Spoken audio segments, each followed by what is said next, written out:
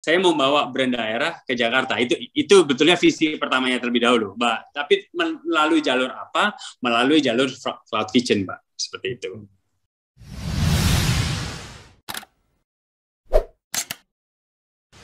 Stefan, sebagai ini founder dari Kitchen 153 di masa pandemi, ini kan masih terus melakukan terobosan atau berekspansi ini. Dan ekspansinya mau ke kota-kota mana gitu ya? Ya.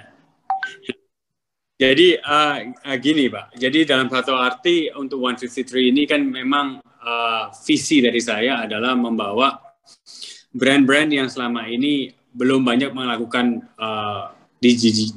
sesuatu di digital, di online Pak ya. Saya bawa ke digital karena untuk melakukan sesuatu di delivery ini kan juga nggak mudah Pak ya. Banyak proses-proses yang kita perlu lakukan, gimana caranya untuk kita memilih juga vendor-vendor yang ataupun partner-partner yang bergabung di tempat kita, itu kan juga pasti ada kriterianya Pak ya. Kriteria yang memang saya canangkan adalah bagaimana supaya setiap makanan yang kita kirim ke konsumen itu secara speed sama konsistensi bisa terjamin. Jadi istilahnya tidak semua makanan itu bisa Pak. Jadi contoh di Bon Cafe pun juga kita mempunyai Bon Cafe to go, di mana di Bon Cafe to go itu kita tidak hanya mengopi apa yang ada di menu kita, terus kita taruh di box, kita kirim ke konsumen, nah seperti itu. Tapi kita memilih beberapa makanan yang kita rasa bisa cocok dan bisa tahan dengan jalannya waktu, kan kadang-kadang waktu orang di delivery itu nggak langsung dimakan Pak. Jadi otomatis kita menginginkan supaya rasa itu tetap ada. Nah, rasa dari signature dari Bon Cafe itu tetap ada. Hal yang sama kita lakukan di 153 Kitchen. Jadi semua partner kita, saya selalu tarik benang merahnya. Kamu punya rasa tuh apa sih? Yang membuat kamu itu disukain oleh konsumen selama itu apa sih? Nah, itu yang kita harus pertahankan di setiap menu yang ada. Nah, protein yang dipakai kan juga pasti tidak bisa semuanya. Proses masak yang dipakai juga nggak bisa semuanya. Itu yang banyak R&D yang kita lakukan dengan pihak partners. Pada waktu membawa mereka masuk, kita akan lihat dulu nih, setelah speed, konsistensi udah oke, harga bagaimana? Kalau kita jualnya mungkin per dish-nya cukup premium, mungkin marketnya bisa lebih kecil Pak ya. Jadi kita usahakan memang di 153 Kitchen ini kita menyasar untuk market yang suka gourmet food tapi still want it to be affordable Pak. Jadi yang kita pastikan makanannya itu harus sesuai dengan rasa di restoran tersebut, tapi harga juga bisa masuk. Balik lagi Pak, ya.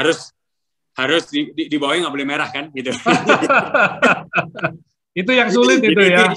Yang ada. Itu yang sulit karena persaingannya kan banyak ya. Nah, dari sisi pricing itu berarti masuk segmennya yang middle ya berarti ya. Iya, betul Pak. Tidak terlalu low kan ya. Ya. Karena kalau you bermainnya di online digital, ini kan you mesti memberikan fee kepada ini Grab maupun Gojek maupun Shopee kan ya. Betul. Nah, jadi memang challenge kita di situ, Pak ya. Otomatis kita sudah ketahui sama-sama di mana pada waktu kita bersyukur sekali, Pak, dengan adanya aplikasi ini ya. Ya, aplikasi yang ada ini membuat the food is accessible to everyone. Itu sangat positif sekali. Tapi di industri saya juga harus bisa memikirkan bagaimana supaya F&B ini pun juga survive during this time. Jangan sampai ternyata kita bisa punya sales tapi ujung-ujungnya tekor, Pak. Nah, itu yang harus dikalkulasi secara benar, apalagi saya bawa brand ini kan datang dari luar Jakarta, Pak. Jadi saya memang bermainnya di Jakarta, tapi datangnya dari daerah karena saya menginginkan untuk orang Jakarta tetap merasakan brand-brand yang datang dari Bali ataupun dari daerah ini di rumah mereka gitu, Pak. Jadi itu adalah salah satu keinginan saya dengan adanya 153 Kitchen ini, Pak. Seperti itu. dengan adanya pemotongan fee untuk application tadi itu apa masih bisa masuk ya harganya? Karena itu termasuk tinggi sekali ya. Ya. Bisa sampai bahkan 25 sampai 30% ya. Ya, betul Pak. Jadi itulah kenapa saya lihat ya Pak ya. Itu memang kita mesti very creative in this business. This is not the same dengan offline business Pak, restoran. Kalau di restoran kan ada jeda waktunya Pak untuk kita bisa makan snack dulu, nanti ngopi setelah dessert gitu ya. Jadi secara average check kan pasti lebih tinggi. Kalau ini kan enggak kan. Orang cuma klik, saya lapar, saya klik, kamu kirim, that's it. You know? Minuman mungkin saya punya di rumah segala macam-macam. Jadi memang consumer behavior-nya sangat berbeda Pak. Ya. Ini ada hal yang menjadi tantangan kita bersama. Dengan adanya juga kita juga pasti harus sewa tempat juga di Cloud Kitchen ya. Walaupun mungkin beberapa cost berbeda dibandingin offline, tapi online ini pun juga mempunyai beberapa cost yang nggak bisa kita hilangkan, Pak. Jadi itu yang sebetulnya kita harus bisa find istilahnya apa ya, sweet spot ya, antara apa yang diharapkan oleh konsumen dengan harga X dari brand X itu bagaimana gitu. Jadi itu yang sekarang ini menjadi tantangan buat saya sebetulnya. Itu untuk membawa brand ini with value for money untuk konsumen di area yang berbeda seperti itu Pak. Jadi dengan balik lagi dengan beberapa fixed cost yang sudah ada kalau memang kita mainnya cloud kan seperti itu Pak. Nah itu rencananya mau buka lagi di beberapa kota, ada target jumlah berapa begitu? Ada Pak. Jadi untuk sementara waktu kita bicara fase pertama Pak ya. Ini karena memang balik lagi tadi saya udah bilang semua F&B entrepreneur mesti resilience in doing this Pak. Saya nggak punya all the answer. Saya nggak bisa bilang sama Pak Hermanto, Pak, saya punya target begini. Mimpi saya pasti ada, Pak. Semua orang pasti punya goal, punya KPI. Ya. Tapi saya menginginkan agar yang pertama dengan outlet yang berada di Jakarta terlebih dahulu. Apakah saya bisa sustain the growth? Apakah saya bisa sustain the profit? If I can sustain that, saya bakal multiply this to other cities, Pak. Karena kesiapan dengan city yang lain juga berbeda dengan Jakarta. Ini kita bicara online, Pak ya. Jadi, yes, apakah saya ada goal-nya untuk membuka multiple outlets? The answer is yes. Tapi saya memastikan untuk the first 5 outlet at least, itu sudah harus bisa mempunyai business model yang sustainable untuk saya scale up, Pak. Seperti itu. Ini menarik ya, karena di awal you buka malah di area Jakarta, bukan di Surabaya, yang menjadi backbone dari you punya bisnis ya. Jadi karena ini kan lahirnya gara-gara begini Pak, saya memang menginginkan brand, kalau saya lihat pada waktu saya di Jakarta gitu ya Pak, brand Surabaya, brand Bali, ataupun brand di luar Jakarta ini kurang dipandang 100% gitu Pak. jadi bagaimana caranya untuk saya membawa brand ini di Jakarta, di market Jakarta, tapi bukan bersaing di brick and mortar gitu. Jadi dari segi rasa, dari apa kan mereka juga punya keunikan gitu ya. Seperti tadi Pak Hermanto bilang di Bon Cafe rasanya begini gitu. Tapi Bon Cafe kan nggak ada di Jakarta Pak. Itulah. Jadi saya mau bawa brand daerah ke Jakarta. Itu betulnya visi pertamanya terlebih dahulu, Pak. Tapi melalui jalur apa? Melalui jalur Cloud Kitchen, Pak. Seperti itu. Kenapa ya ayam goreng dikuasai oleh asing? Nanti ngomong pizza dikuasai asing, yuk ngomong burger dikuasai asing. Yuk apapun kan semuanya bukan dari kita punya brand yang kuat gitu ya. Terus kalau saya ketemu dengan beberapa orang juga mereka tidak punya pikiran untuk bagaimana ya bisa memenangkan persaingan dengan para player-player dari luar negeri ini ya. Tidak ada juga gitu ya. Jadi saya heran juga, apa mereka memang menjadi raja selamanya? Kan sesungguhnya juga tidak ya. Sesungguhnya kita juga bisa, kita punya kemampuan, apalagi kalau kita orientasinya untuk menjadi juara pemenang di Indonesia. Kalau kita seluruh dunia, nah itu mungkin butuh waktu lebih panjang. Tapi kalau Indonesia, ya kalau sekarang ini mau 10 tahun, itu kita supaya bisa menjadi pioner, menjadi pemenang, harusnya itu masih memungkinkan ya. Ya, betulnya gini Pak. Kalau saya lihat gini, kalau saya ini karena saya sempat terekspos ya dengan edukasi di England, di Amerika, dan saya bersyukur saya banyak traveling Pak ya, saya banyak lihat gitu ya. Mereka itu menang start Pak, ya menang start sama menang karena resourcesnya semua ada. Kita ini cuma kalah timingnya aja, menurut saya Pak ya.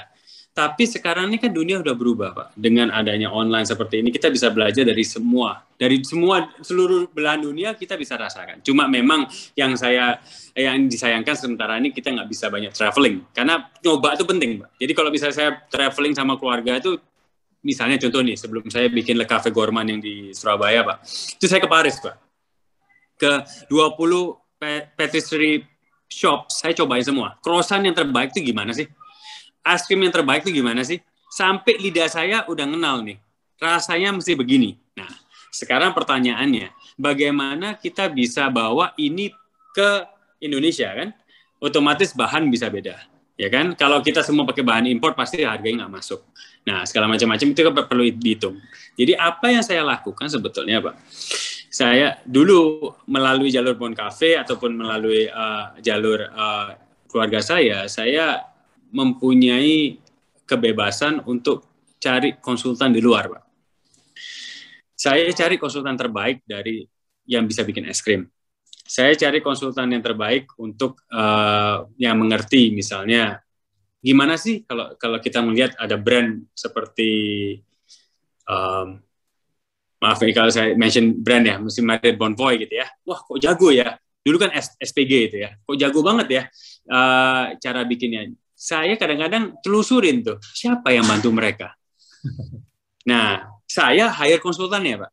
Ya. Saya tanya, kenapa mereka bisa seperti ini gitu. Nah, terus pada waktu saya sudah develop misalnya es krimnya Le Cafe Gourmand, saya itu minta konsultan dari brand ternama es krim yang udah namanya di mana-mana untuk datang untuk coba. Kamu coba deh blind testing saya punya es krim dibandingin brand yang ini. Dia bilang sama saya, kenapa kamu nggak turunin dikit ya Stefan? Ini terlalu artisanal, terlalu tinggi. Ini nggak bisa. Ini akan hard to scale up karena cost-nya besar. Terus saya bilang, kan saya agak beda ya sama kamu punya brand. Brand kamu kan diolah di luar negeri. Kamu kan bayar franchise fee. Saya kan enggak. Ini kan brand saya. Saya bikinnya di Surabaya. Memang produk ingredientnya lebih mahal. Tapi itulah cara saya bersaing dengan brand yang punya nama. Tinggal sekarang pertanyaannya, bagaimana menyamakan kita punya brand dengan brandnya mereka? Karena mereka kan pasti menang di media, Pak. Mereka pasti menang di semua ngomongin, padahal belum tentu mereka yang terbaik. Ya. Nah, inilah yang kembali lagi seberapa pedenya kita. Kalau saya ini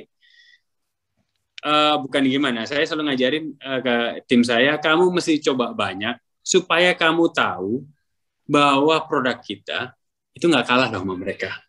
Ya. Tapi kalau kalah, harus diakuin, kita harus bikin lebih bagus. Tapi kalau kita nggak kalah, jangan minder dong.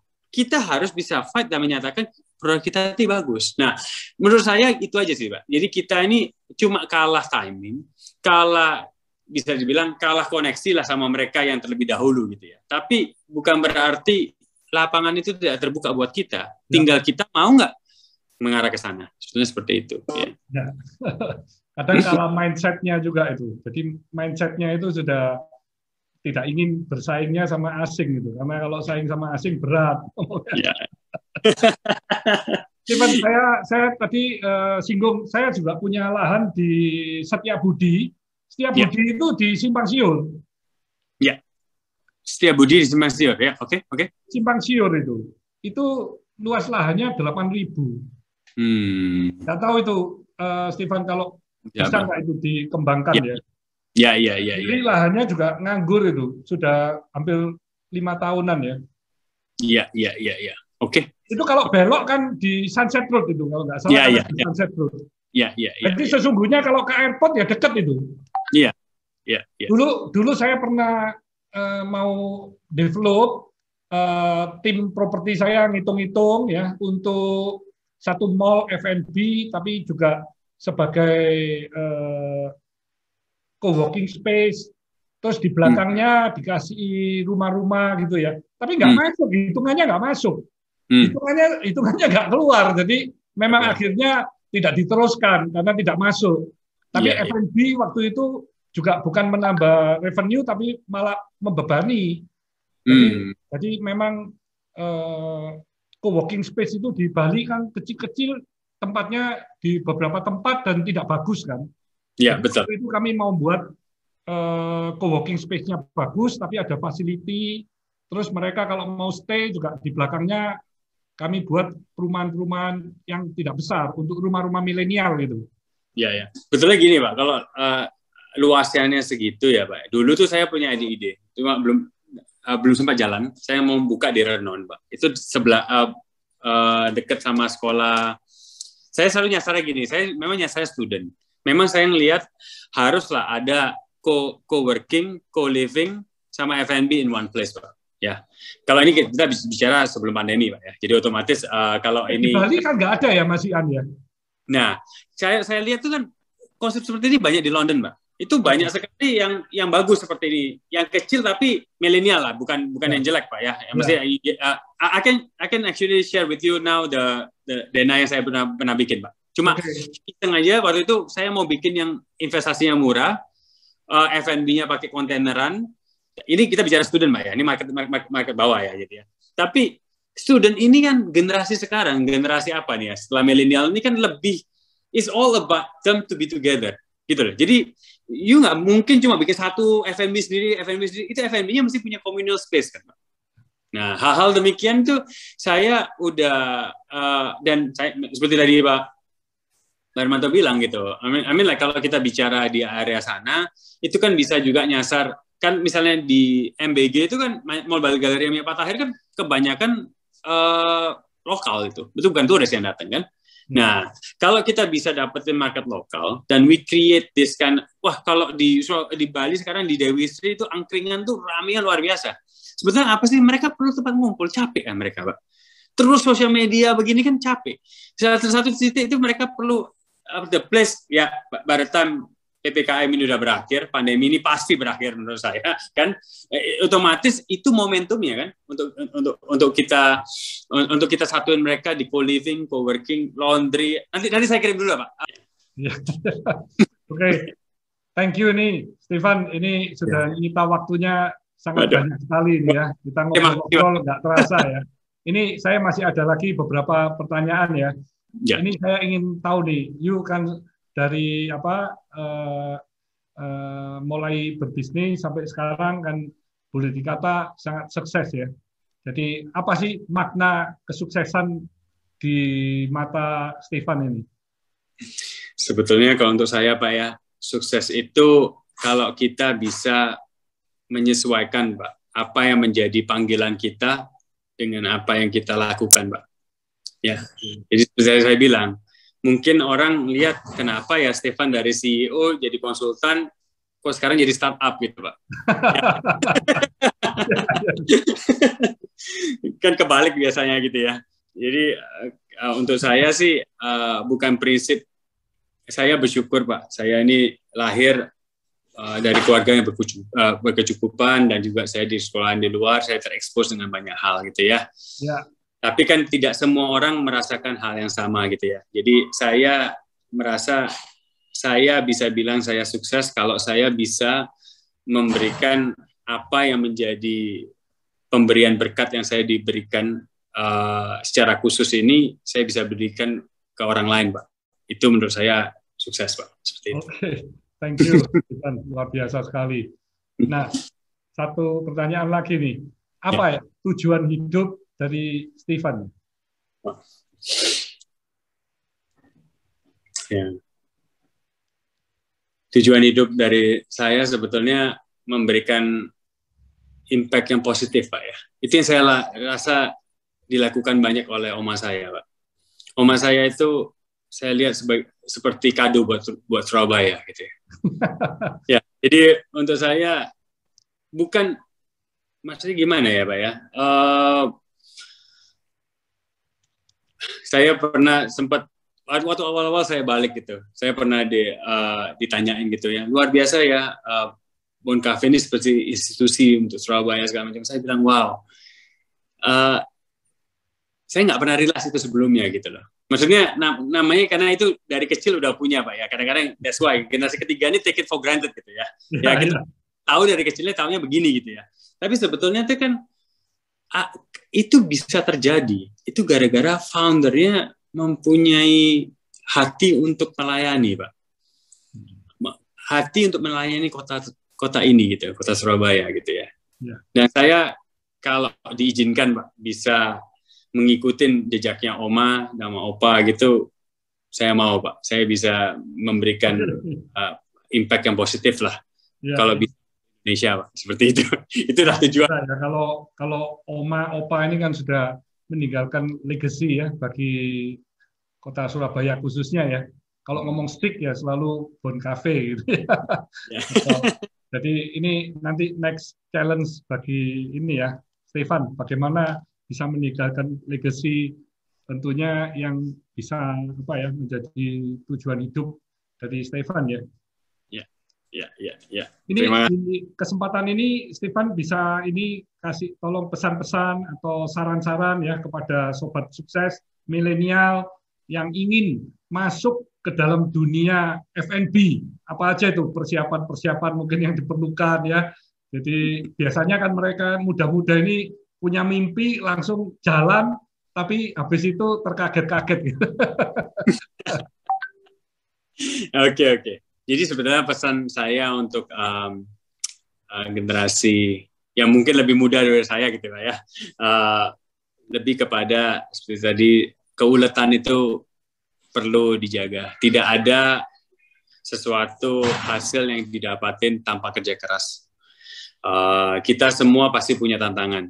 Jadi apa yang menjadi tantangan dari generasi sekarang mungkin berbeda dengan generasi sebelumnya. Tapi generasi sebelumnya pasti akan mengatakan hal yang sama dengan generasi sebelumnya lagi, ya kan? Jadi apa yang kita bisa tangkap dalam hal ini adalah perubahan itu pasti terjadi, perubahan itu pasti ada.